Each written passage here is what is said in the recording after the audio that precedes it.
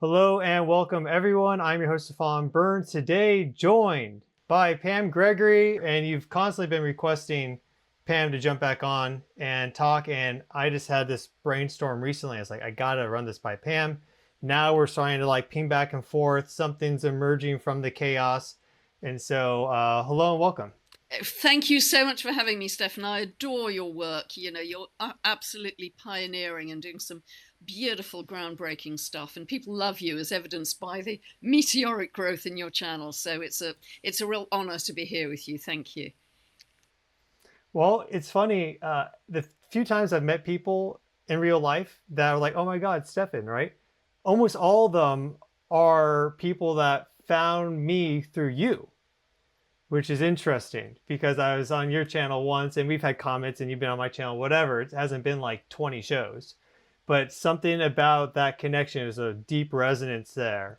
And almost all of them like, oh my God, yeah, I first found you through Pam, and I'm chatting with them at the supermarket or something. Yeah, So, jump leads Gregory. I'm very good at connecting people. so we're going to talk about a variety of things just to kind of like put it in front of you guys right now. I've been doing some research on the barycenter of our solar system, which is the gravitational point that everything, in fact, orbits around. There's some interesting dynamics that are being discovered about our barycenter just in the past few years. There's this hypothetical planet 9 that we're pretty sure exists in the far reaches of our solar system. Think like 200, 300, 500 astronomical units. The Earth-Sun separation distance is 1. Neptune's at 30. Pluto goes out to 50. So think big scales out. That may be found imminently. It literally could be happening just in the next few weeks, maybe next couple years, but really probably sooner rather than later if it does exist. I want to chat with you about all that because this could have profound implications about everything. This could be kind of like the missing link. And then we're also going to go back in time, talk about the discovery of other planets, how they've represented across the years and decades after the discovery. But before we do that, anything that you like to say, or you're starting to do this work on the shamanistic practice and just learning all that, and you're really focused on doing a lot of breath work. You share about that every now and then. And some of these tools for like nervous system regulation. Is there anything that you'd like to share with us about that? Because this is like the other link to everything. The astrology is cool. It's like the science, you could say, and it's like, how do you ground this in reality? Yeah, and that's a great point, Stefan, because I think, you know, so often with spirituality, we think we've got to be kind of out there, whereas actually, I think this whole process we're currently going through in this transition is about embodiment. We're actually embodying this human transformation through the body, and that's why it's so unique. So for me, I keep things incredibly simple. You know, weather allowing in England, bare feet on the grass, just ground and breathe deeply. And even an incredibly simple breath is the box breath, where you breathe in for 6, you hold for 6, you breathe out for 6, you hold for 6. And even doing that 6 times, it just brings you into coherence in a much bigger way. Or do the yogic baby belly breath, which is fabulous for really relaxing. You can just feel like butter melting in the sun. You can just kind of decompress. And so, yeah, I'm really quite a busy person at the moment because I really wanted to get out of my very analytical left brain and really get much more into my right brain. And I'm loving the shamanic training because it's all about that. You know, that shamans can see in the dark. They live in ordinary reality, but also non-ordinary reality at the same time.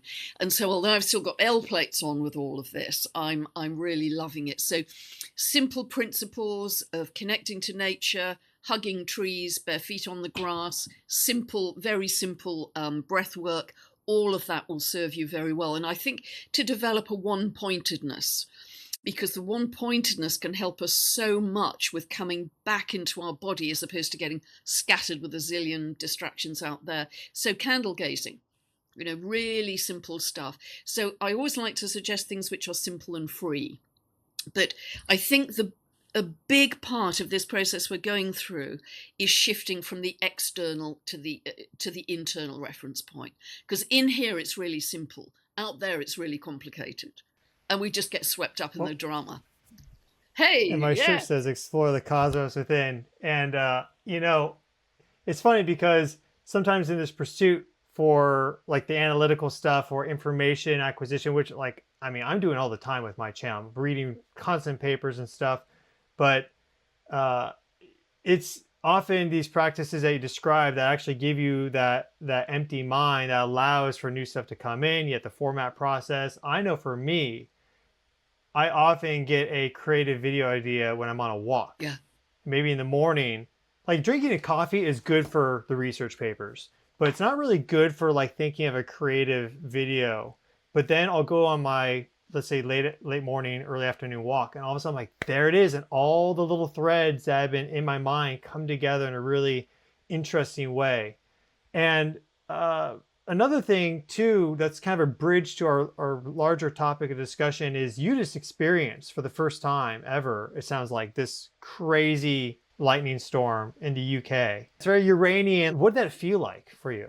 It was wild, and it was so un-British because we just have kind of grey, miserable weather a lot of the time, particularly through, autumn and winter.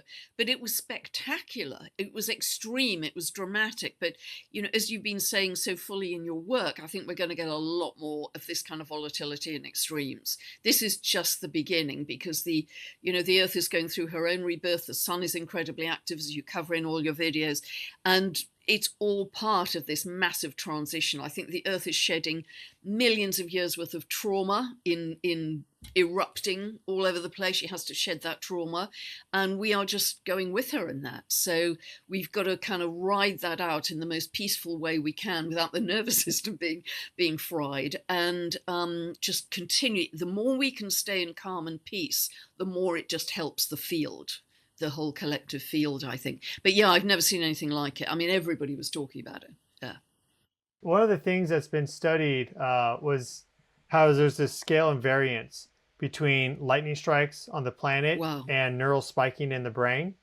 Because you can take the volume of the atmosphere of the Earth, and you can also calculate the current density. And then if you compare that to the volume of a skull and the electric discharge of a neuron, they come out to have the same values effectively, to keep it really simple. So yeah, when I learned that, it was very striking. And of course, lightning strikes generate Schumann resonances. It generates a lot of frequency, but most of it gets absorbed into the atmosphere because it's higher frequency and just gets absorbed. But the Schumann frequencies continue to propagate everywhere. Of course, those frequencies are exactly also our brain waves at 7.8 hertz, 1420, etc. It's almost like, I mean, this is a little speculation, but it's almost like the Earth right now is having an epiphany about something at this moment with all this extreme lightning activity across North America, Europe, and many other places. Yeah, absolutely. But, it's so interesting, isn't it? Because we've been anticipating this astrology, that kind of basket formation that's going to be exact this month. And that's really been running from 2025 through to the end of 2027, and then starts to break up. And that's such an incredibly unique, configuration. I've been thinking about it for the last couple of years, thinking, what's that's going to be about? It's like a whole pivot point of consciousness. And hey, presto, right on time, we're getting all these kind of extreme external events. But of course, whatever's happening out there, because everything is fractal, it's happening in here as well. So if we're getting these electrical bursts, we're getting it in here as well. It's just consciousness, inner consciousness reflected outward, in my view. And so I think we have to regard all that's happening out there and the peak, the spiking in the Schumann resonance and all the very high electrification we've got right now as ingredients for our evolution. So don't let them freak you out. Don't let them frazzle your nervous system. Regard them, welcome them in as ingredients for your evolution, because that's what they're actually doing. We are plasma beings, aren't we? At the end of the day, you know more about this than I do, Stefan. So that's how I tend, because I think if we're resisting, nothing ever works well when we're resisting. This is a unique evolutionary opportunity, and we've just got to say, yeah, welcome it in. Stay calm, stay peaceful, welcome it in. And then everything flows a little more easily. Hey guys, before we get further into the astrology, and while we're still on the topic of health and wellness, I'd like to remind you all that I have a website where I sell a variety of holistic wellness products, primarily all organic herbal tea blends that are specifically designed to help you with your health and your wellness, but also with your spiritual journey. For example, spirituality here is fantastic for opening up your third eye, connecting into higher spirit, activating any latent psychic gifts. Yes, you heard that correctly. It has 4 ingredients. These are purple lotus flower, mugwort, chamomile, and passion flower, all of them combined together beautifully in a synergistic way to help you better connect into your spirit and just into these larger energy fields that we're talking about. So this is earthevolution.com/store, and you can use the code Pam Gregory, all one word, for 8% off your order. That will be linked in the video description, that code. You can copy and paste it, as well as a link to the website. This is available to everyone in the United States. We also have merchandise, as you see. Here's a shirt that I'm wearing, Explore the Cosmos Within. We have these super optical clarity quartz crystals here, which are fantastic. We even sell a spirituality starter pack. So if you want to get a spirituality, a sage bundle, and a quartz crystal all in one at a discounted price as compared to ordering them all separately, that's a fantastic purchase. Gets you started. You can charge that crystal in the sunlight, put it under your pillow, drink a cup of spirituality before you go to bed, and well, you may have some interesting experiences, though nothing in there is psychedelic. It just more helps you connect into your higher spirit in these energy fields. It potentiates dreams. It can help you with astral travel. There's a variety of things that spirituality is really good for. We also have, for example, this natural bug spray. Super effective at keeping bugs off of you, especially now in the summer when that's a problem. And it smells great. All organic natural ingredients made in Hawaii by my friend Alohi. Her brand is Po Naturals.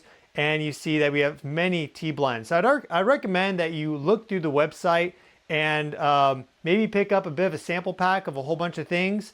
Merchandise. These shirts, for example, have fantastic energy to them. The Explore the Cosmos Within shirt is one of my favorites. That Fibonacci spiral really helps to harmonize the energy flow right over your solar plexus. So this sort of intelligent design in the shirt really helps to balance your energies, and it also looks great. Has artwork on the back by my father, these cosmic pyramids, and this is 100% all organic cotton. So hope you look through the website, find some things of value here. Again, this is available to everyone in the United States, and the code to use for 8% off is Pam Gregory, all one word. You'll find that information in the video description, as well as a link to the website. So with that, thank you all so much, and let's get right back into it. Also experience this incredible surge and these natural resonant frequencies. And that's probably actually already precipitated and catalyzed a whole bunch of things for tens or hundreds of thousands or maybe more people across the world that will then take time to fully manifest with some new project or some groundbreaking idea that now has the math to support it, or some book or whatever. So that's going to be interesting to see. I guess that's already happening. But the idea that I had in studying this configuration is it reminded me of the configuration for the discovery of Cheroklo. Yeah, beautiful. The 6-pointed star. Yeah, the companion to Chiron. It's a Centaur asteroid. So it's out there around Saturn or so.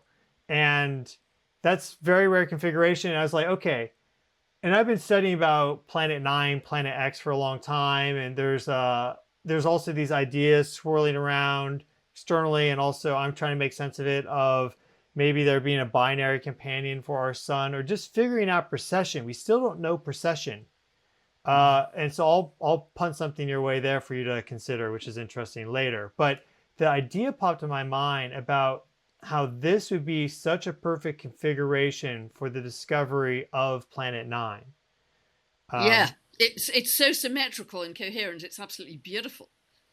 And because it almost be like heralding or the arrival of it, and all the I believe everything's conscious, the sun, the planets, and more. So they form this configuration, and right at that moment, humanity, which is kind of like the little top of this consciousness pyramid. We're not the top, but we're moving around and we're talking in a very high frequency way and such. We have this discovery, and what astrologers have shown is that every planet that's been discovered has basically really awashed humanity with its archetypal influence at that time and in the years following. So then I thought of you. You're like the first person I thought of. Um, so what are some of Bless. your, yeah, what are some of your Yeah. thoughts there? Well, do you know, when you wrote to me a couple of days ago, Stefan, the first thing I went to in my head was Bode's law. Titus Bode, I think he published this in 1766, and the whole idea, he had very cleverly worked out a kind of mathematical progression of where planets should be from the sun, working outwards from the sun. And he was absolutely correct about Ceres being discovered, where it was going to be discovered, and then Uranus and where that was going to be discovered, but Neptune was off. So I just wonder if the further out you go, the more his whole law, his whole idea kind of breaks down. So I immediately thought of you then, are we going to create a Burns law, which is going to be how, all those outer planets actually do operate, because, it's a very different consciousness. But I started to look just today at the charts for the discovery of Uranus and the discovery of Pluto. And I'm going to keep this very simple, but I think you might find it interesting. So with the Uranus discovery, the first thing I spotted was Pluto at the bottom here, 6 degrees of Aquarius. Now, Pluto hasn't been in Aquarius until since 1798. It was there from 1777 to 1798. It's going to be at 6. It's about 4 right now, and in this very exact basket formation that we're going to have in mid-month, this July. But next year, it starts to form again at 6 degrees. And it's not absolutely exact to the same degree to the minute that it will be this month, but nevertheless, so it's 4 degrees where you've got the outer planets this time around, Neptune, Uranus, Pluto, also Jupiter's in the mix. Next year, in June particularly, it will be at 6 degrees, but Pluto starts to move on to 6 degrees of Aquarius in February. And here it is also square to the nodal axis. If you can point that out, Stefan, it's at 6, and the nodal axis going across, the north node is at 6 of Taurus, and the south node at 6 of Scorpio. And Chiron, it's worthy of note, is also conjunct that north node in Taurus, which is really interesting. Now, at the end of this month, I think it's the 29th of July, we have a full moon at 6 degrees of Aquarius.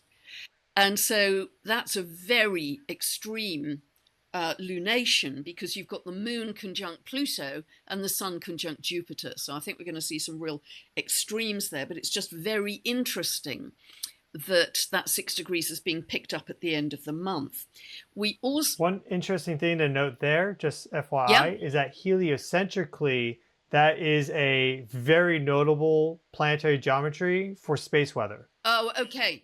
I looked at that back in May. I was like, that looks like perfect planetary geometry for a big space weather event. So we'll find out. Yeah, don't have long to wait. Very interesting. Another couple of things to point out here.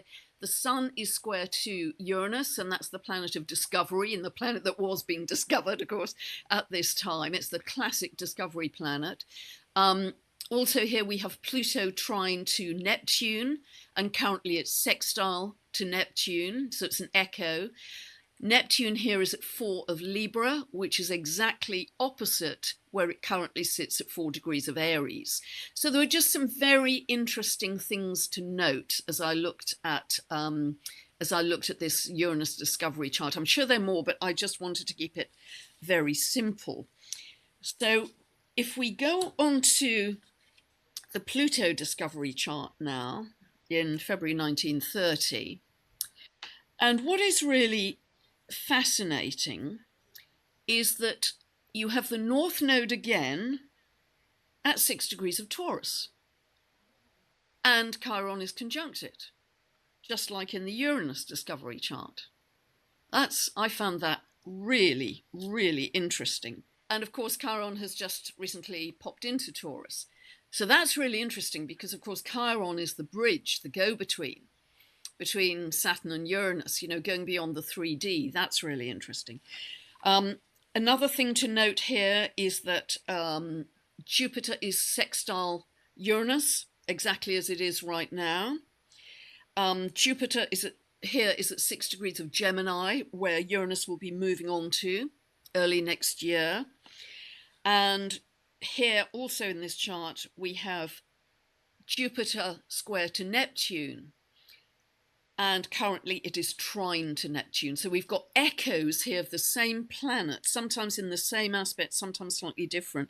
We've also got the Sun here at 29 of Aquarius, which is exactly where the North Node is going to be moving on to on the 27th of July. So, and in astrology, people believe that degrees become activated, they become kind of hot with particular meanings. And so we're seeing some echoes already here between the Uranus discovery and the Pluto discovery of, are we seeing something around discovery that is being picked up in both of these charts, which I find fascinating. You've also got the Sun, I think, in a T square, I think you have. Yeah, you've got it in a T square, the Sun square to Jupiter out of sign and opposing Neptune. So, Yeah. so And interesting about this, just looking at it, is it's actually very similar to this basket that we're in. Yeah, that's my point. Is you have the squares instead of the sextiles on the corners. So the Neptune to Saturn is a square. Yep. And then it's also semi-different positions. There, they're not conjunct. Well, 10 degrees conjunct right now. And then the other one's a square, and that speaks to that Plutonian nature. Absolutely. Because essentially you've got some kind of an echo with two big planetary discoveries here of potential discovery of something else in space. And that's why I got so excited this afternoon, because you've got the same planets realigning right now. Isn't it interesting that the North Node is appearing in both charts at 6 degrees? There's going to be a 6-degree configuration of the basket next year. And all of the degrees of Chariklo, I believe, were pretty close, or a lot of planets were in 6 degrees of their signs in that Chariklo discovery chart, including a Jupiter-Uranus conjunction, which is the discovery aspect. If Richard Tarnas has written a whole chapter on this in his book Cosmos and Psyche, as you well know. So there's something about this year and next year holding the potential for another discovery of another planet, if we are to follow the astrology here. Yeah, well, that chapter in his book is basically a book in and of itself for how long it is. I know. The bed stop. Yeah. There's a few interesting things. Basically, and this is also another reason why I contacted you, because you've been researching into and feeling into the trans-Neptunian objects a lot, these dwarf planets, which Pluto is reclassified as. And the new classification for planets is that it has to be able to clear its own orbit and basically be in control of its space. And generally it has to have enough size to and be gravitationally rounded, whatever. Dwarf planets, I don't see them as being really any less significant than planets. It's just different. But we have all these TNOs, as they're called, scattered around the solar system. Pluto's just the most well-known, but you also have Makemake, you have Sedna, which is really interesting. Eris is actually more massive than Pluto, but a little bit smaller in its volume. It's more rocky, has this crazy orbital period. And this effort to find a Planet 9 has come back onto the scene because of these TNOs. And what they found is, especially over just the past 10 years, they started finding like in 2004, or maybe a little earlier. But it really started to accelerate because they've been finding so many of them now just in the past decade. And there's an orbital clustering on these TNOs that indicates there's something beyond them that's gravitationally disrupting or just guiding the orbits of them. The range for that orbit, it depends on the mass of the object, but in general, what they've kind of like condensed down to is that the mass is probably 5 to 10 Earth masses, and the range on its orbits like anywhere probably like 250 to 700 or 800 astronomical units, which is tremendous. Again, Pluto only goes to 50, Eris goes out to a little less than 100. So this would be a big object. Neptune's mass, for reference, is about 15 that of the Earth. So it'd be smaller than Uranus and Neptune, but it'd be quite a bit bigger than the Earth, out there in this orbit that's 5,000, 10,000, 20,000 years for a single revolution. And so that's really quite incredible. And there's a new observatory that's been created in Chile, the Vera C. Rubin Observatory. Just on the 30th of June, 2 days ago, they finally turned it on for full functioning for their 10-year deep sky survey, 10-year legacy survey of space and time. All the astronomers who discovered these TNOs that are talking about Planet 9 have been refining the calculations as more of them have come in, and creating statistical probabilities for where it's likely to be, which is also interesting. It's likely to be right now near the Pleiades in Taurus. So the constellation, though, that's for the constellation, but in the Pleiades, basically, they expect that it will be found, or at least we'll have an answer as to whether this exists or some other thing that we haven't thought of yet by mid-2027, beginning of 2028, because it needs enough time to take these surveys and then stack the images effectively to keep it simple, to then be like, okay, we found it. Because it's going to be very, very dim because it's reflecting light from our sun, but from, let's say, 400 astronomical units away. But that could perhaps happen in 2027 with the second basket we get with Ceres instead of Jupiter. Yeah, which is absolutely fascinating, isn't it? So, and we know, going back in history, that whenever we get Pluto in Aquarius, we discover more in-depth information about the cosmos further and further out. I mean, we have that fantastic time with Kepler in the 1500s when he was developing his 3 laws of planetary motion. And, we had a lot of Jupiter, Uranus, Pluto aspects then. In 1596, there's a conjunction between Jupiter, Uranus and Pluto, and he wrote his Mysterium Cosmographicum. He's rewritten the rules of the universe, essentially, in the 1500s. And so that was the two times back that Pluto was in Aquarius. So it starts to get very, very exciting that we anticipated as astrologers that with Uranus in Gemini and Pluto in Aquarius, this was going to be a big, big time of further out discovery of understanding the cosmos. And here we are with this extraordinary astrology. So that is really exciting. And again, I see this 2025 to 2027 as an accelerated, a very concentrated period of accelerated evolution for our consciousness. That's what I'm seeing. And of course, the discovery of another planet, as you said earlier on, Stefan, whenever we get that, there's more to integrate and incorporate into our consciousness. And maybe we don't need to discover it until our consciousness is ready to find it. Yeah, I mean, at least it's a really compelling idea to me that it happens soon. And that's what, like, basically mainstream science, at least, is like the astronomers are suggesting that they're going to find it within 2 years or so, which could line up perfectly with this. Because we see with the discovery of Uranus, Neptune, and Pluto, how that's connected in to the themes undergoing, like, basically percolating and maybe even some aspect dominating society. I could read this really quick. Uranus discovered 1781, found during the American and French revolutions. You study into the French Revolution, you realize just how crazy it was, right? Yes. Here in the States, we like barely touch on it. Yeah, I think similar echoes right now. I've often quoted it, Stefan, because, we've got all the same themes lining up, haven't we? Massive inequality, etc. So anyway, sorry to interrupt. It's almost, the potential energy is built up so high that you wonder when the bubbles, like the pinprick is going to hit that balloon, it's going to pop. I mean, it could get wild really quick. But that also, 1781, end of the 1700s is the Industrial Revolution. There's rebellion, change, technologies just exploding on the scene. Neptune's 1846. Rise of spiritualism that really started to accelerate then later in the 1800s, but started up again because it was dead for hundreds of years because of all the witch hunts and everything. Finally started coming back into society. Discovery of anesthesia, development of photography. Then Pluto, 1930, the authoritarian, totalitarian governments, world wars, the Great Depression, these brutal, powerful themes. I just listened to a recent talk with Dan Waits, and his guest is the author of this book of, like, the Demotion of Pluto or something like that. His thesis is that this Plutonian influence is waning now after its discovery, especially because it's also being reflected in our modern life that Pluto is no longer, it's no longer a planet. It's a dwarf object. It's being put more into an appropriate place. Um, and that once these Plutonian themes decrease, these more harmonious humanity focused themes will emerge. What are your thoughts on that?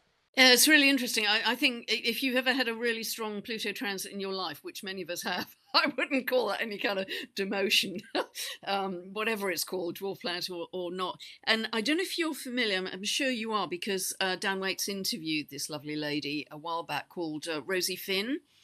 And she did this huge amount, 20 years of research, and she found that whenever Pluto went out of bounds to the south, which started in August last year and will continue August to December pretty much every year till 2035, that the power starts to come back to the people.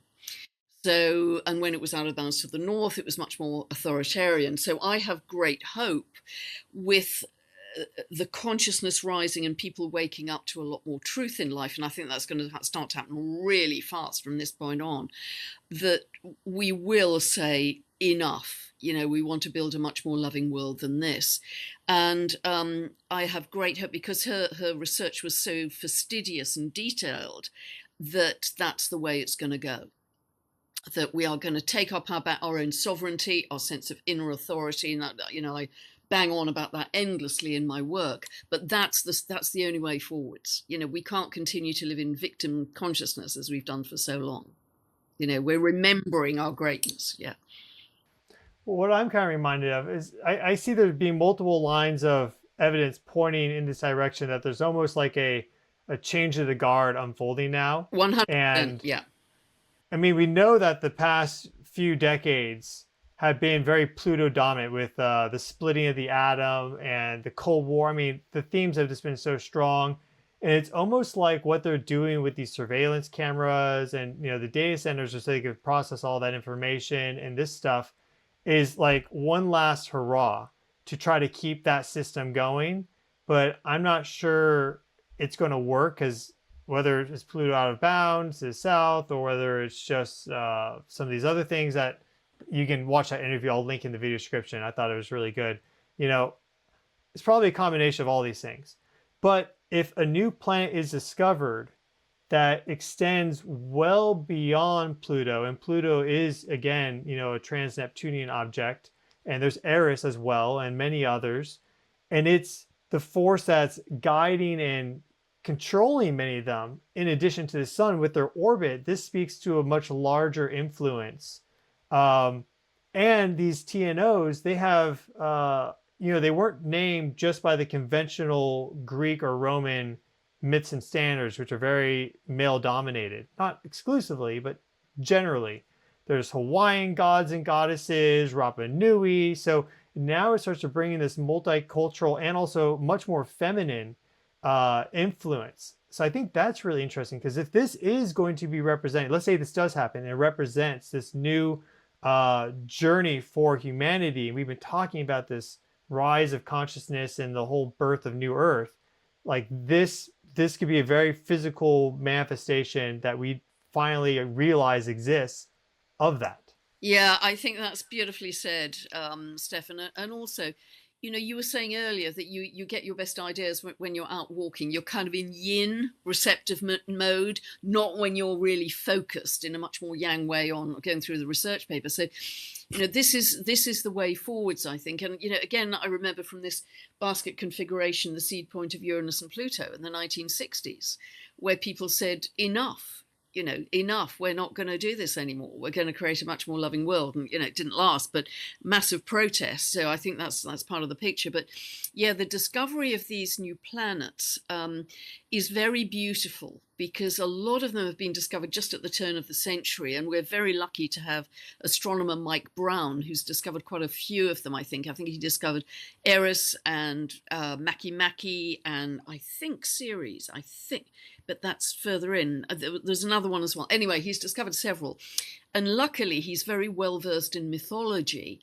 And so the name Homer, I believe, came because he discovered the dwarf planet when his wife was pregnant. So he wanted to find a mythological name that was linked to fertility. So he chose the Hawaiian goddess of fertility. And Homer, as you know, is actually physically egg-shaped, which is kind of ridiculous, think of fertility. So we're very lucky to have him. And yes, a lot of them are very feminine in nature, which I absolutely love. I mean, you've got Sedna, exquisitely feminine. You've got Lilia Kuhanua, also feminine. You've got Eris, feminine.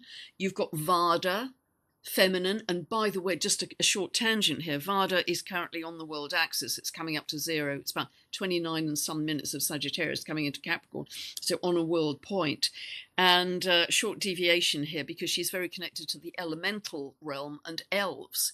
And I just read today that in a province in China, a lot of people are going into hospital because they're eating a certain kind of mushroom that's producing hallucinations of little elves and pixies and fairy people. Did you read that? I've heard about these mushrooms and the elves well, that it's pop just, up. but it's all elemental. They're all tiny, tiny people. I just thought that is right on time for Vada being on the world axis. You've got Salacia, which is beautiful. So you've got quite a few of them that are very much representing divine feminine energy. And we've got to have that to balance, the heavy masculine influence we've had to date, the heavy yang. Because if we look back to ancient civilizations, where I think, we can probably say one of the best civilizations we have any sense of was ancient Lemuria. And there everything was in harmony. You would never hurt the earth or kill to eat. Everything was connected, everything was in oneness, and everything was in balance, the masculine and the feminine. And I think we have badly lost that, and we can see the results of that through many lifetimes. But now it's time to come back to that balance. And it's a remembrance. It isn't just a discovery going forwards. It's a remembrance of what once was.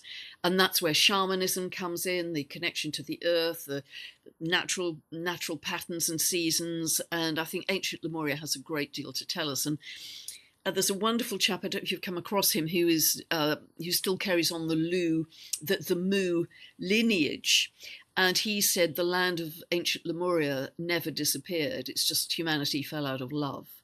And once Is this Keone? Keone Hanalei. And once we reconnect to love, we will start to see the land masses reappear, which I think is quite beautiful. So, this is the way to go, being much more loving, yin, receptive, inclusive. And I think the dwarf planets have so much to teach us in all of that. And isn't it interesting as well, Stefan, and this is your world rather than mine, but within our current solar system, the planets all orbit roughly around the ecliptic plane. You get beyond Pluto and it gets pretty wild out there.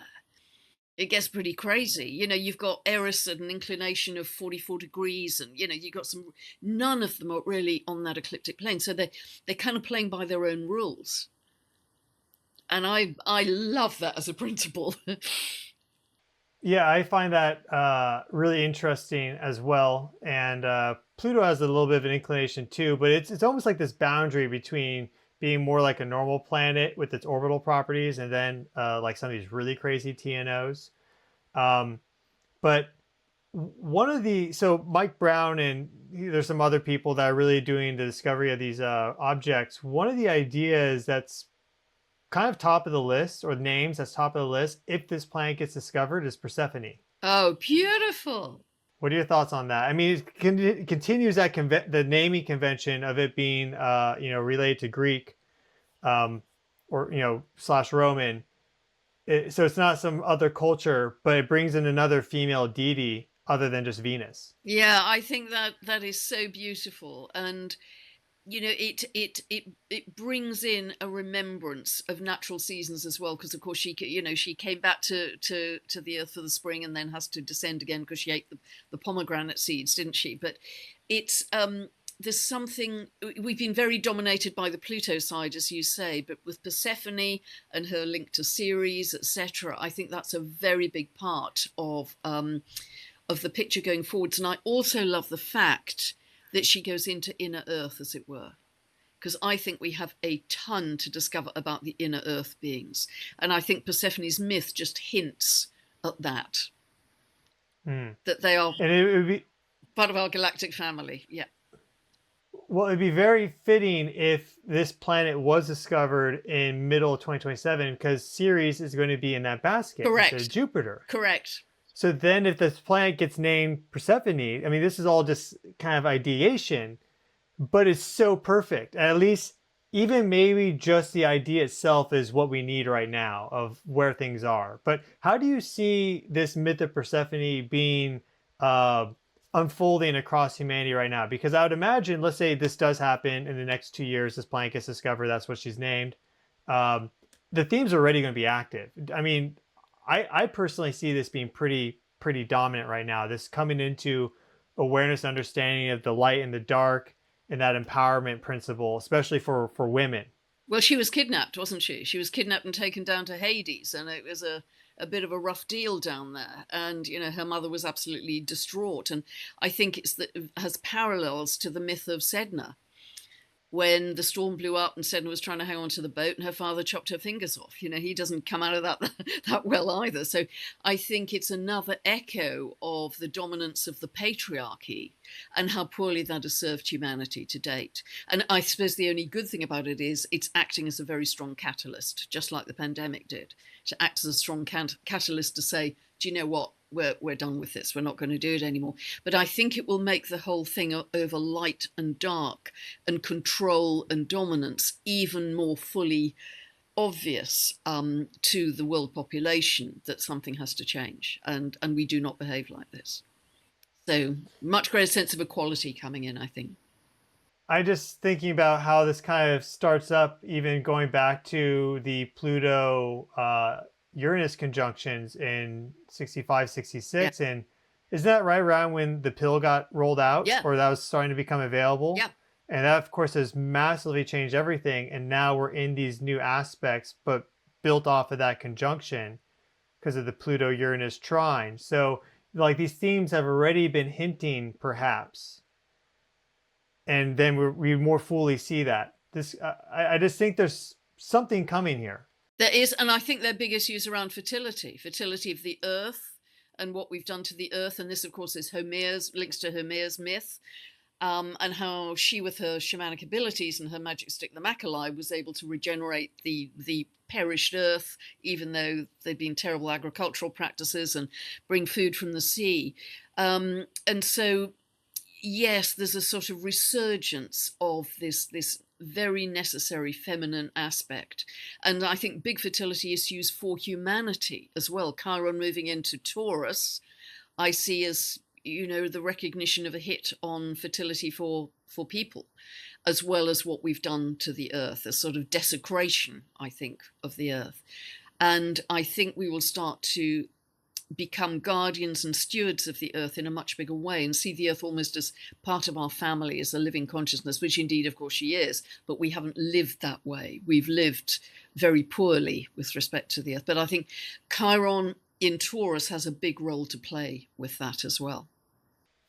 What's interesting is that we were talking about the lightning strikes earlier, and we know that industrial monoculture, monoagriculture just depletes the soil and everything. But we also know that lightning strikes, they generate all the nutrients that soil needs to be very abundant. Wow. And there's some evidence that these sacred sites were built in areas that accumulated positive charge, and they were helping to build that antenna even more so it would enrich the land for agricultural pursuits, which was the big revolution that came about last time Sedna was here at its perihelion, which is a 11,400 year orbit. Here she is again, and we're seeing the Earth itself right now refertilize herself with this extreme electrical activity, which is going to generate a huge amount of Schumann resonances, which overlaps with us, generates all these creative ideas, and who knows what else in our body, in our DNA. DNA is an antenna that connects all of this. Water is being imprinted with all of this. So it's just, there's just so many areas where it like feeds back in on itself and builds a very coherent, cohesive story that I don't know, I feel a resonance that there's something here.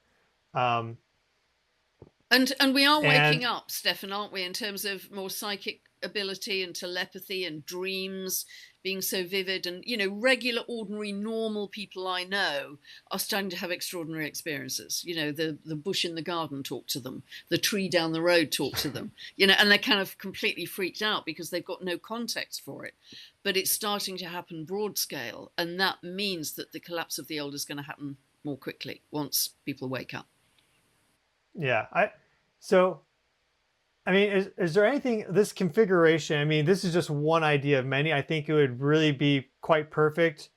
At least it's effectively active right now when this observatory that is the key observatory that will hopefully find it Wow. because of its unique technology, the 3.2 gigapixel camera taking a survey of the sky literally every single night or every few nights, is starting up right now. And they expect to be able to find this planet within about 2 years. But what are there any other things? I mean, this is just one idea, but this basket configuration, how do you see this playing out in other ways? Gosh, I think so many ways. You know, it was interesting if we go back to the Neptune Pluto conjunction, sort of 1891 to 1893. That was really the birth of quantum physics and the discovery that consciousness affects matter.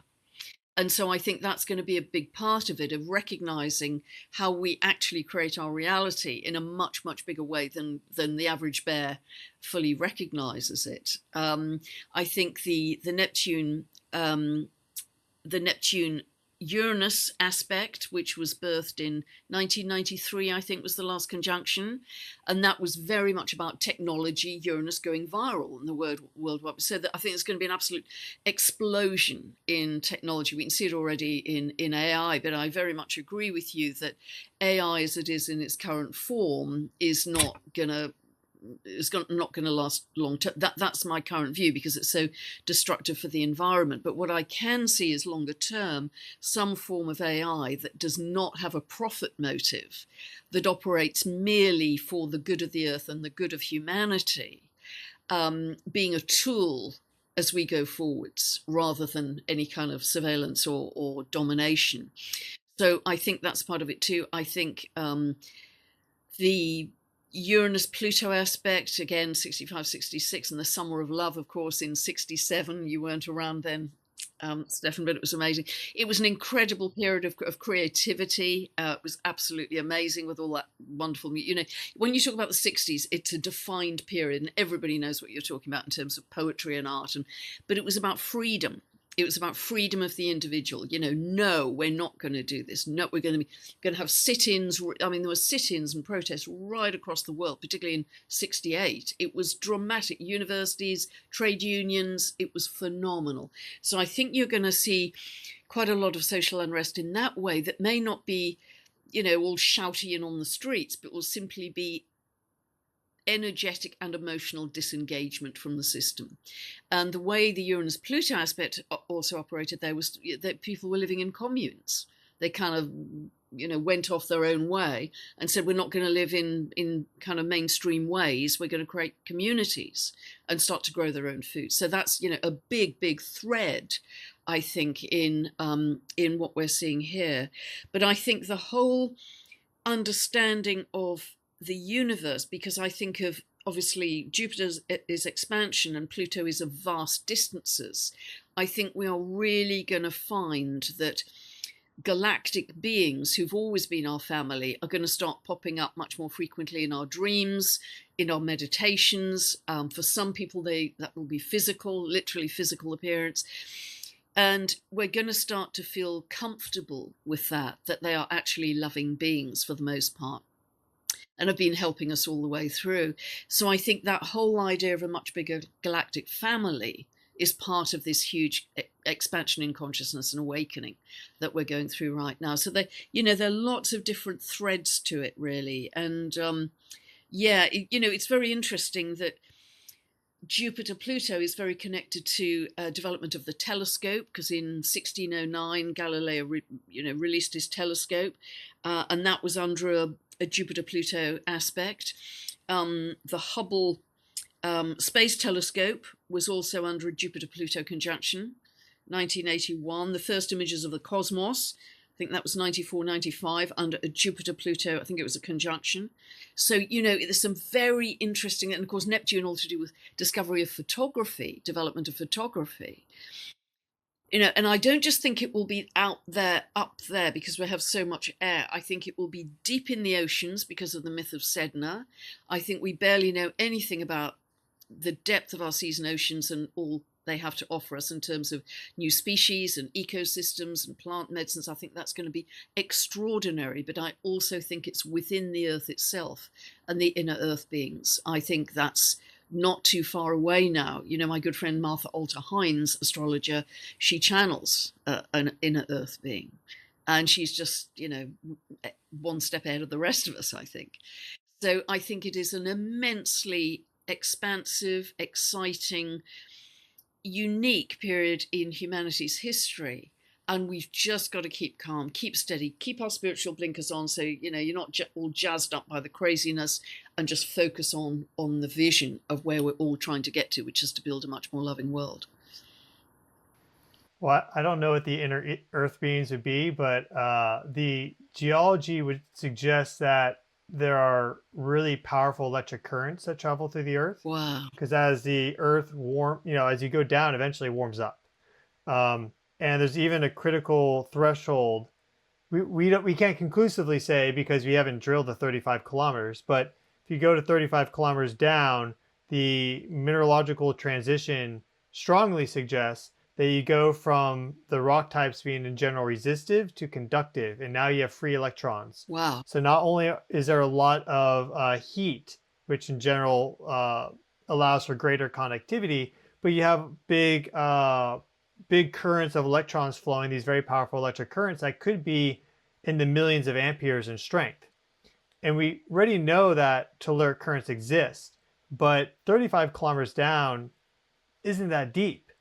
You have then the entire mantle to go through. So, there's certainly lots of plasma in the Earth, and there's also, I firmly believe this, and there's evidence, but you could also just research into it, whatever. But plasma and consciousness are so interconnected,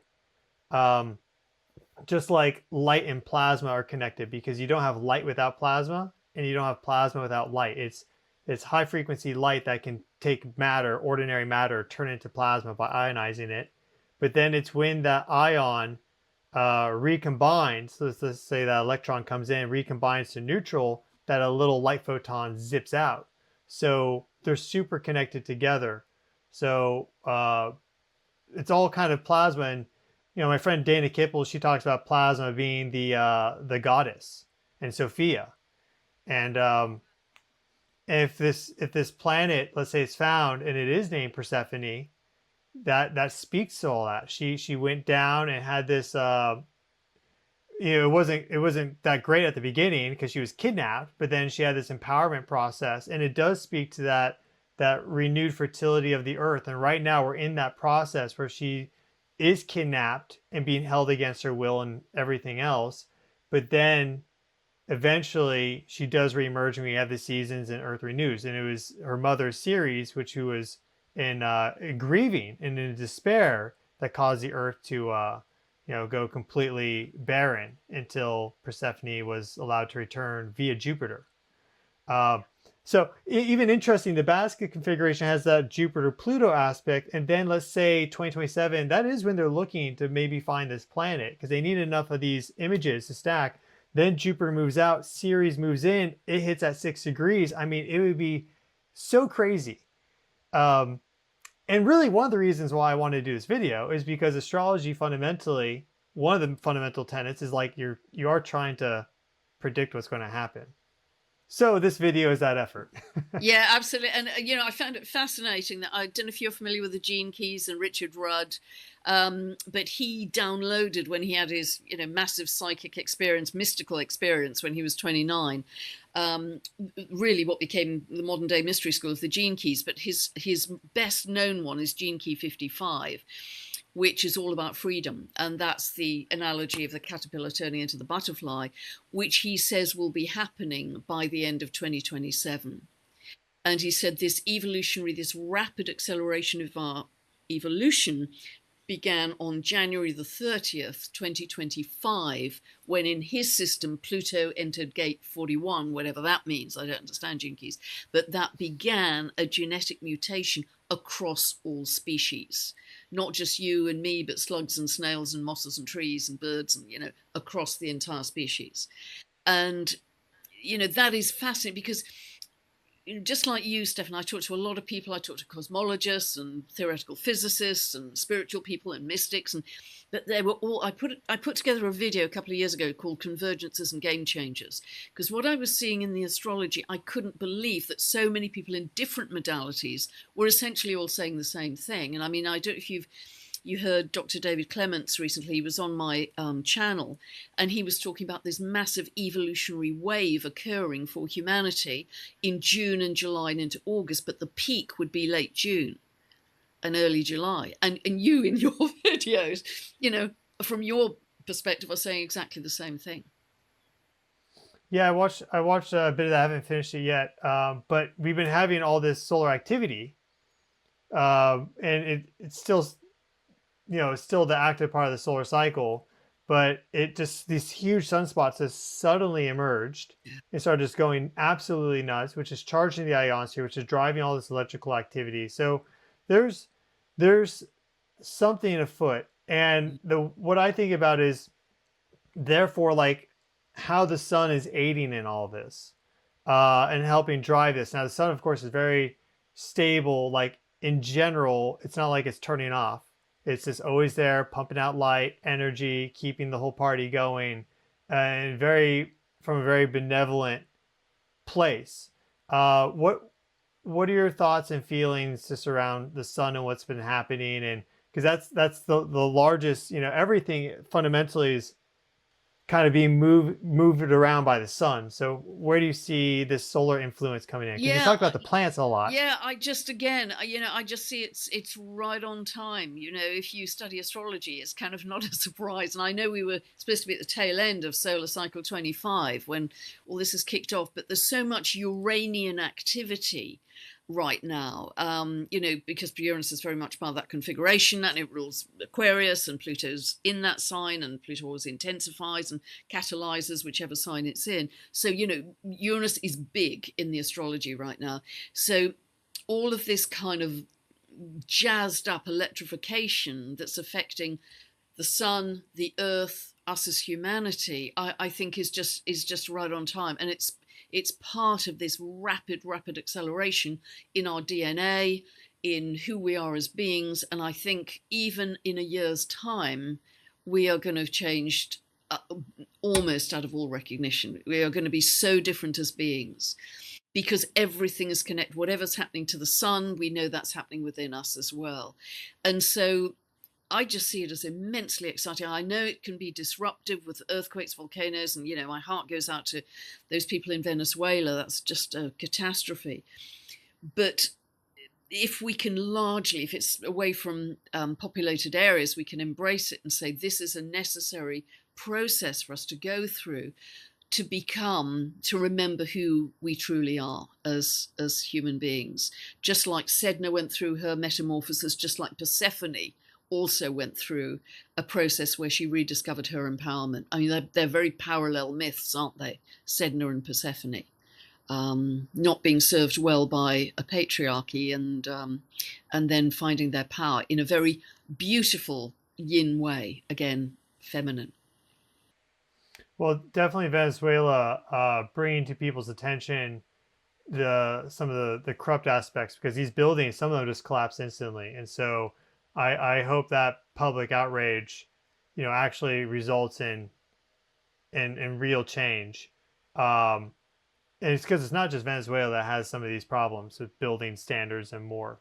Um, one thing I want to put by you before we sign off, then, because this is even like a larger thing to some degree, is a lot of people know that we actually don't orbit around the sun. All the planets orbit around a barycenter, which is the true gravitational center of the solar system, because the fact that Jupiter, for example, does have mass shifts that center of mass from the center of the sun to sometimes even outside the sun. I think the barycenter at its maximum can be like 2 solar radii away from the center of the sun. So it can actually exist outside the sun. And we have these periods where the sun orbits the barycenter in this trefoil like pattern, almost like a Celtic knot. And then there's these transitions to more irregular motions. And those seem to be determined primarily by Uranus Neptune conjunctions, which is interesting because you have Saturn and Neptune guiding the main rhythms. Well, it's actually the sun, of course, Sun, Saturn, Neptune, creating the main rhythms of the barycenter orbit, which is a 60-year thing where it loops in and creates that beautiful sacred geometry. But then when the disruptors, Uranus and Neptune, have certain key alignments, it shifts it from a more coherent orbit to a more disordered orbit. In addition to that, I'm just getting the information in front of you so then your brain cells can pop off and everything else. They recently just created an ephemeris for the solar system barycenter incorporating the orbits of the trans-Neptunian objects. Brilliant. Because as you go further out, the torque generated by these planets increases because they're swinging around at such a far distance, which then speaks to how would this hypothetical planet influence the barycenter and therefore the motion of the sun and, of course, all the planets around it. That's interesting. But they found that Eris in particular had a notable influence on the rate of change for the velocity of the barycenter through the solar system. More so than Pluto because it has more mass and it's also further out. So not only would the discovery of this planet, let's say, further help us refine the actual positioning of the barycenter and the movement of everything around it. But it also perhaps could even allow us to understand what's really happening with things, for example, like precession of the equinoxes. So what these TNOs clearly are more important than a lot of people think if they're able to actually influence the center of gravity in a significant way of the entire solar system, which the sun itself is orbiting around. Yeah, I mean, it's fascinating, isn't it?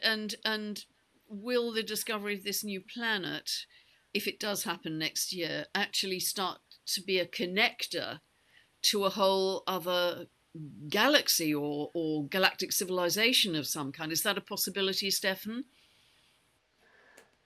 I mean, well, galaxy, I don't know, the wormholes or whatever, but I mean, if it's out there and it's been out there for billions of years, the light that's receiving the heat it would have would be very low, but it's expected to be rockier.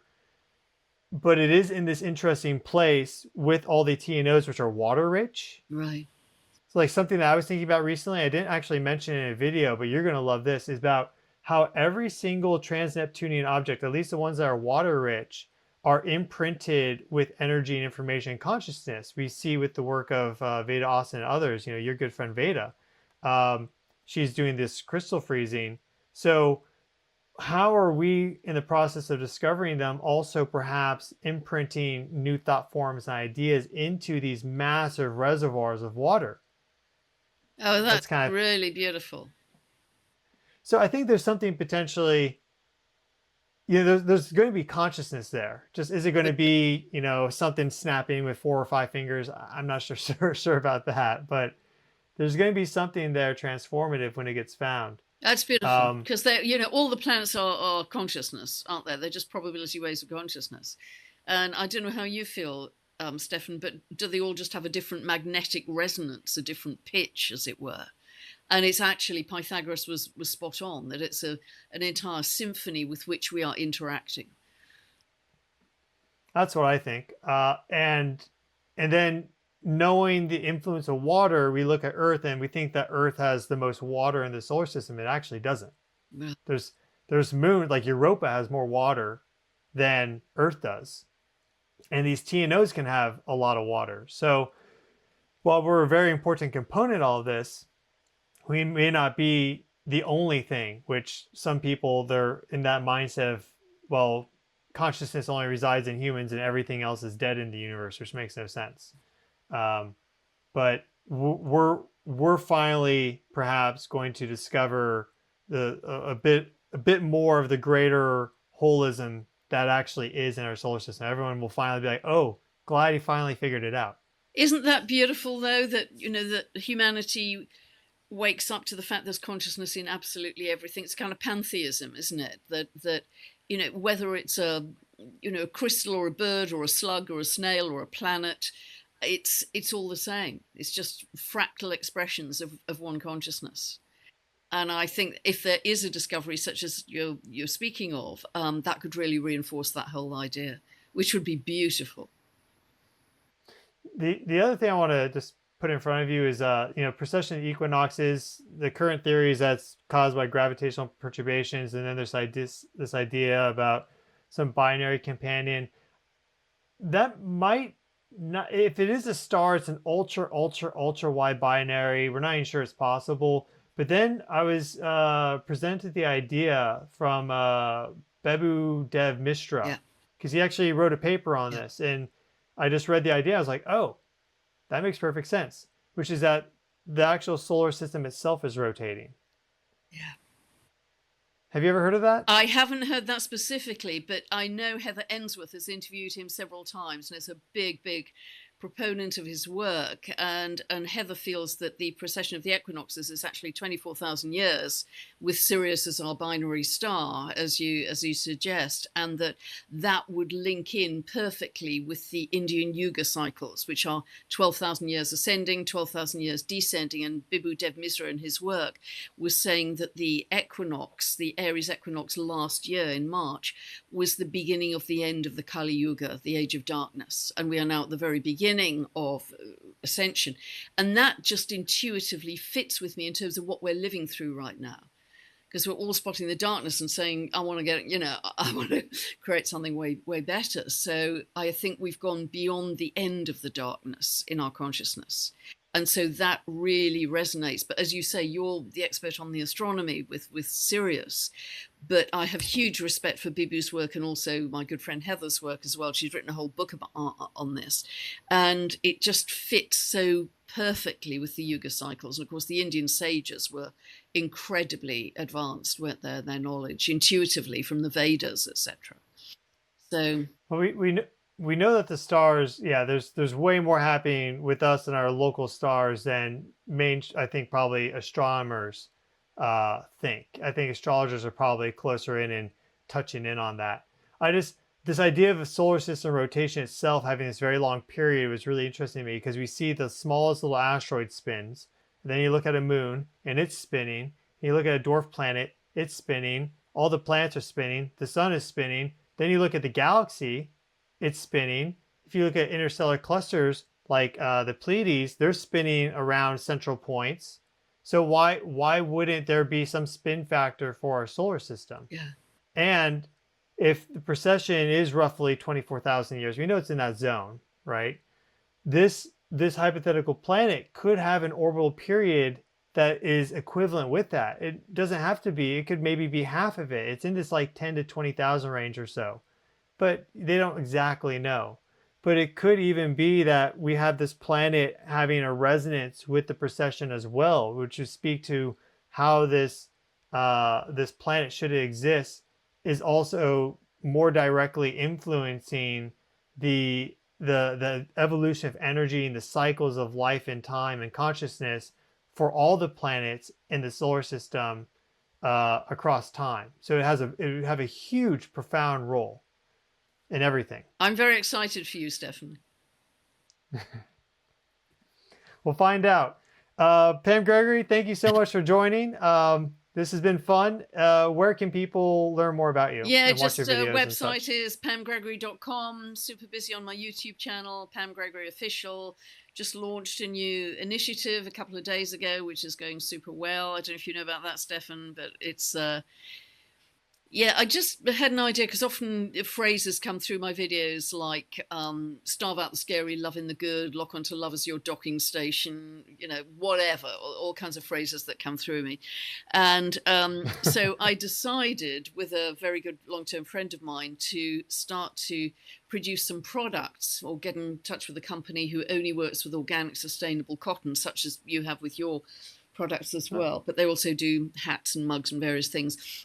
And so we've used my phrases, about a dozen of them, across their product range, and all the money that's generated, the net proceeds are all going to go to charities. I'm not taking a penny from it at all, no financial benefit of any kind. And we've identified 5 charities which will rotate over time, so different charities come in, and we will be sure to be donating money to those. And that, this is a heart-centered venture for me. I'm not doing this for any financial motive. I want to put something back into the world in a really practical way. So that just started 2 days ago, and it's going super well. Oh, wow. Yeah, I'll put a link to that, everybody, if you want to pick up some Pam Gregory merchandise, her merch. Do you have a shirt that's saying like I'm about to go on a Pamble? Yeah.